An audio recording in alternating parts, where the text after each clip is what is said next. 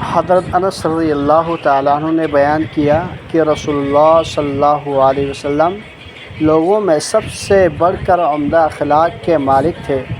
آپ صلی اللہ علیہ وسلم نے ایک روز مجھے کسی کام کے لیے بھیجا۔ میں نے کہا اللہ کی قسم میں نہیں جاؤں گا، حالانکہ میرے دل میں تھا کہ اللہ کے نبی صلی اللہ علیہ وسلم نے جو بھی فرمایا ہے میں اس کے لیے جاؤں گا۔ کہتے ہیں بس میں نکلا حتیٰ کہ بچوں کے پاس سے میرا گزر ہوا جو بازار میں کھیل رہے تھے، تو اچانک کیا دیکھتا ہوں کہ رسول اللہ صلی اللہ علیہ وسلم مجھے میرے پیچھے سے میری گدی پکڑے ہوئے تھے۔ میں نے آپ کی طرف دیکھا تو آپ صلی اللہ علیہ وسلم ہنس رہے تھے۔ فرمایا انیس ادھر جاؤ جہاں کا میں نے تمہیں کہا ہے۔ میں نے عرض کیا ہاں اے اللہ کے رسول جا رہا ہوں۔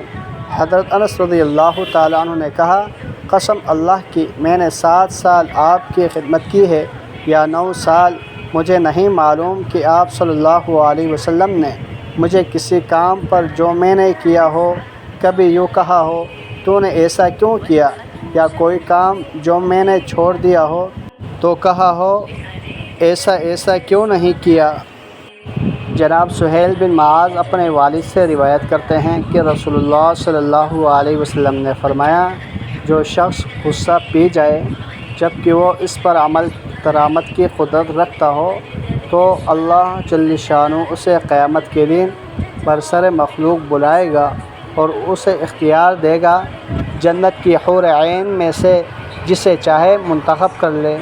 امام ابو داؤد رحمۃ اللہ علیہ فرماتے ہیں کہ سند کے راوی ابو مرحوم کا نام عبد الرحمن بن میمون ہے۔ حضرت انس رضی اللہ تعالیٰ عنہ بیان کرتے ہیں کہ میں نے نبی کریم صلی اللہ علیہ وسلم کی مدینہ منورہ میں 10 سال تک خدمت کی، جبکہ میں ایک نوخیز لڑکا تھا۔ میرے سب کام اس معیار کے نہیں ہوتے تھے جیسے میرے حبیب صلی اللہ علیہ وسلم کی خواہش ہوتی تھی۔ اس کے باوجود آپ صلی اللہ علیہ وسلم نے مجھے کبھی اف تک نہیں کہا اور نہ یوں کہا تو نے یہ کیوں کیا اور اس طرح کیوں نہیں کیا۔